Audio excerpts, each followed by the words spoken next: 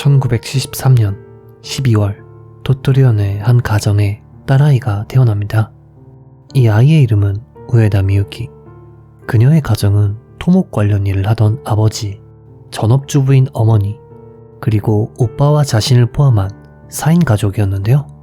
미유키는 어릴 때 아버지가 돌아가신 후 어머니 손에서 자라게 됩니다. 하지만 그녀의 어머니는 무척이나 엄한 성격이었고 걸핏하면 소리를 지르는 등 정서적으로 다소 불안한 측면이 있었다고 합니다. 이런 환경에 점차 삐뚤어진 미유키는 초등학생이 될 무렵엔 옆집에 몰래 들어가 물건을 훔치거나 망가뜨리곤 했다고 하네요. 중학생이 된 그녀는 인간관계를 교묘히 이용하는 법을 배웠는데요. 친해지고 싶은 친구에게는 선물을 주어 환심을 사는 한편 자기보다 약해 보이는 친구는 부하를 다루듯 했다고 하네요. 당시 그녀와 같은 반이었던 동급생들에 의하면 미유키는 시끄럽게 떠들면서 거짓말을 밥 먹듯이 하던 여자였다 라는 증언을 남겼습니다. 또한 주변 주민들에게도 평판이 좋지 않았던지라 미유키의 집 근처는 가까이 가지 말라는 이야기도 있었다고 하네요. 고등학생이 된 그녀는 중학교 때와는 달리 학교 생활에 적응하지 못했고 결국 고등학교를 중퇴하게 됩니다.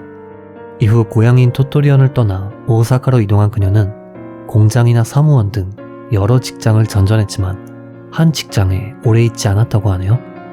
그러던 와중 미유키는 오사카에서 알게 된 한 남성과 결혼, 2명의 아이를 낳게 됩니다. 하지만 그녀의 가정은 오래가지 않았습니다. 그녀는 돈 씀씀이가 좋지 않았던 탓에 남편과 문제가 발생했고 결국 이혼한 후 고향인 토토리현으로 돌아가게 되었죠. 토토리로 돌아온 그녀는 술집에서 일하며 다른 남자를 알게 되었는데요. 이윽고 이 남성과 재혼한 후 2 아이를 낳게 됩니다. 4 아이의 엄마가 된 그녀였지만 남성 편력은 어쩔 수 없었고 결국 남편 몰래 불륜을 저지르다 이 사실이 발각되어 이혼하게 됩니다. 결국 4 아이를 가진 싱글마더가 된 그녀는 다시금 술집에서 일했지만 술집의 월급만으로는 5명의 가족이 생활할 수 없었습니다. 신장 150cm에 70kg 이상이었던 그녀는 애교가 많아 남성의 호감을 사는 것에 능숙했고 순진한 듯 장난을 쳐 자신이 귀여운 여성이라는 인상을 심어주곤 했다고 합니다. 또한 남자의 마음을 홀리는 글재주가 있어 남성에게 꼼꼼히 편지나 메시지를 보내는 한편 데이트 도중 남성이 바깥에서 우연히 아는 사람을 만나게 되면 저희 땡땡씨가 늘 신세 많이 지고 있습니다 라며 예의 바르게 인사를 했다고 합니다.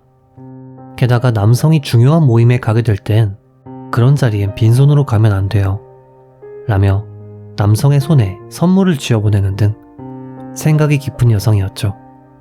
여기까지만 보면 굉장히 좋은 여성으로 보이지만 사실 그녀의 속내는 따로 있었습니다.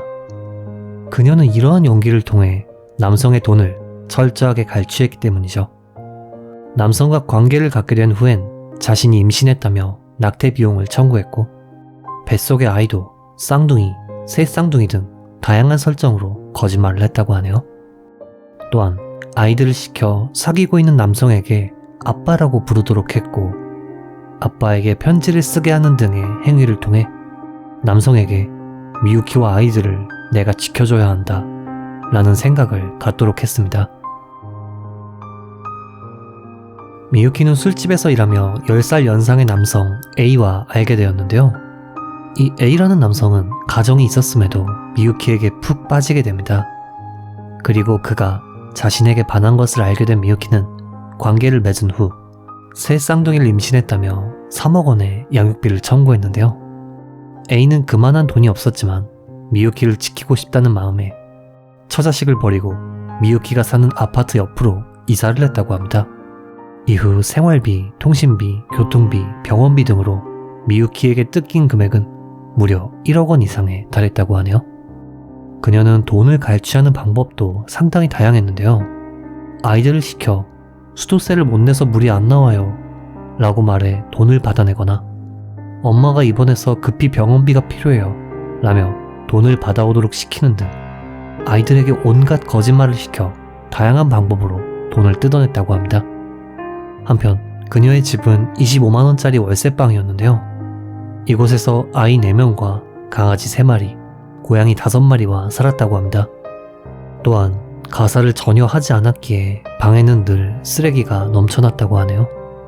하지만 씀씀이가 해펐던 그녀는 금방 돈이 떨어졌고 결국 남성 A와 짜고 사기 행각을 벌이게 됩니다. 이들이 벌인 사기는 우선 후불로 상품을 구매한 후 대금을 지불하지 않고 받은 물건을 재판매하는 방식이었는데요. 2009년 11월 사기 혐의로 즉시 체포됩니다. 단순한 사기 혐의로 체포된 그녀였지만 경찰은 그녀를 조사하며 경악을 금치 못했습니다. 그 이유는 그녀와 접점이 있는 남성 중 무려 6명이 의문사였기 때문이죠. 첫 번째 피해자는 신문사 기자였던 42세 남성이었는데요. 2004년 5월경 그는 커다란 종이 상자에 들어간 채 무려 열차 선로에 치여 사망했습니다. 이 남성은 당시 미유키와 사귀는 상태였고 상자 안에는 만나서 행복했다 라는 짧은 유서만이 남아있었다고 합니다. 경찰은 그가 스스로 목숨을 끊은 것으로 보고 부검을 하지 않았는데요. 이 치명적인 판단 미스로 인해 미유키는 이후 범행에 거리낄 것이 없게 되었죠. 아, 죽여도 안 걸리는구나 라고 생각한 그녀는 다음 피해자 물색에 나섰습니다. 두 번째 피해자는 27세 남성이었습니다. 2007년 8월경 그는 미유키의 가족과 바다에 놀러간 후 익사했는데요. 훗날 유족에 따르면 이 남성은 미유키와 동거하며 미유키에게 밧줄로 묶이거나 프라이팬으로 맞는 등 폭행을 당했었다고 합니다. 한편 이 남성은 수영을 못하는 사람이었는데요. 수영을 못하면서 익사할 만한 깊이의 바다에 스스로 들어갔음에도 경찰은 단순한 사고사로 종결시켜버립니다. 세 번째 피해자는 41세 남성이었는데요. 2008년 2월경 산속에서 목을 맨 상태로 발견되었습니다. 이 남성 역시 미유키가 일하는 술집의 단골이었으며 직업은 엘리트 경찰이었던 데다 부인이 있었음에도 미유키와 불륜관계였다고 하네요. 그리고 네 번째 피해자가 발생하고서야 경찰은 부검을 실시했는데요. 네 번째 피해자는 2009년 4월 11일경 바닷가에서 알몸으로 발견되었습니다. 그리고 그의 몸속에선 어째서인지 수면 유도제 성분이 검출되었죠. 게다가 부검 결과 일반적인 익사와 달리 폐에서 모래가 발견되었다고 합니다. 즉, 누군가가 피해자에게 수면 유도제를 복용시킨 후 바다에 고의적으로 빠뜨렸을 가능성이 있다는 것이죠. 참고로 이 남성은 약 2,700만원 정도의 금액을 빌려줬었다고 하네요. 다섯 번째 피해자는 2009년 10월 7일 발견됐는데요. 그는 전기 관련 업체에서 일하던 남성으로 절대 익사할 리 없는 수심 20cm의 얕은 강에서 시신으로 발견되었습니다. 그리고 그의 몸에서도 역시나 수면유도제 성분이 검출되었죠. 이 다섯 번째 피해자는 미유키와 A씨가 벌였던 물건 사기의 피해자이기도 했습니다. 이 남성은 사망 전 미유키에게 대금을 지불하라고 거듭 요청했었고 미유키가 대금을 지급하겠다며 만나기로 한 후 시신으로 발견된 것입니다. 여섯 번째 피해자는 20일 뒤인 2009년 10월 27일 집에 있던 도중 갑자기 상태가 악화되어 사망했다고 합니다. 그는 미유키와 같은 아파트에 살던 58세 남성으로 사이가 무척 좋은 단골 손님이었는데요. 다만 이 여섯 번째 죽음은 병사로 결론났다고 하네요. 이렇듯 그녀의 주변에선 늘 죽음이 끊이지 않았지만 경찰이 기소할 수 있었던 것은 수면 유도제가 검출된 네 번째와 다섯 번째 피해자 사건뿐이었습니다. 이후 재판이 열리고 미유키는 일관되게 저는 하지 않았습니다 라며 무죄를 주장했는데요. 결국엔 묵비권을 행사하여 아무것도 말하지 않았다고 하네요.